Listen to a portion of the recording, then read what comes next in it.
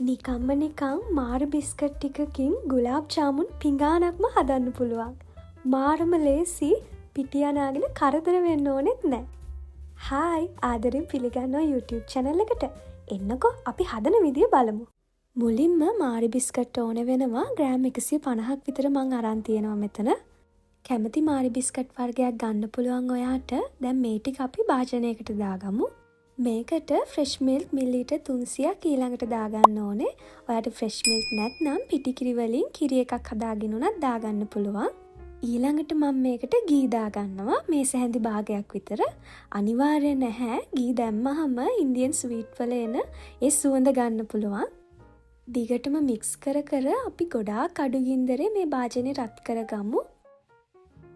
ටික වෙලාවක් මේ වගේ මික්ස් කර කර ඉද්දි ඔයාට පේනවා ඇති මේක ක්‍රීමි පේස්ට් එකක් වගේ වෙනවා. දිගටම මිශ්‍ර කරන් යද්දී බිස්කට් ටික ඔක්කොම හොඳට දිය වෙලා මේ වගේ අපිට එක ගුලියක් කරලා ගන්න පුළුවන් පදමට හැදෙනවා. එතකොට අපි මේක ලිපෙන් අයින් කරලා නිවෙන්න තියාගමු. මම ඒ අතරතුරේ භාජනයකට වතුර කෝප් එකමාරකුයි සීනි කෝප්පයකුයි දාගන්නවා. අපි මේ හදන්නේ සීනි සිරප් එක. මේකට එනසාල් ඇට තුනකුත් දාගෙන මධ්‍යම ගින්දරේ රත් කරගන්න. සීනි ටික හොඳට දිය වුණාට පස්සේ අපි මේක වෙන භාජනයකට දාගෙන දෙහි තේ හැඳි කාලක් දාගන්න ඕනේ. දැන් සීනි සිරප් එක ලෑස්ති. මාරි මිශ්‍රණය දැන් හොඳට නිවිලා තියෙන්නේ. මෙන්න මේ පදමට තමයි තියෙන්න ඕනේ. මේකෙන් අපි දැන් පොඩි පොඩි බෝල හදාගමු. ඔයාට කැමති සයිස් එකට මේ බෝල ටික හදාගන්න පුළුවන්. හොඳට සීල් වෙන්න හදාගන්න ඕනේ. මේ වගේ ඇරිලා තියෙන තැන් තියෙනවා නම් හොඳට සීල් කරගන්න. නැත්නම් මේක පිපිරෙන්න බලනවා. පෑන් එකකට තෙල් ටිකක් දාලා ඒකට ගී මේස හැන්දක් දාගන්නවා. කලින් කිව්වා වගේ අනිවාර්ය නැහැ තියෙනවා නම් දාගන්න.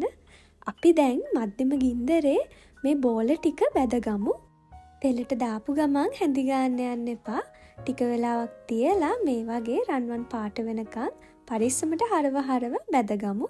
තෙලෙන් අරන් එහෙම්මම සිරප් එකට දාගන්න ඕනේ. පැයක් විතර සිරප් එක හොඳට ඇතුළට උරා ගන්නකන් තියාගන්න පුළුවන් නම් හොඳයි.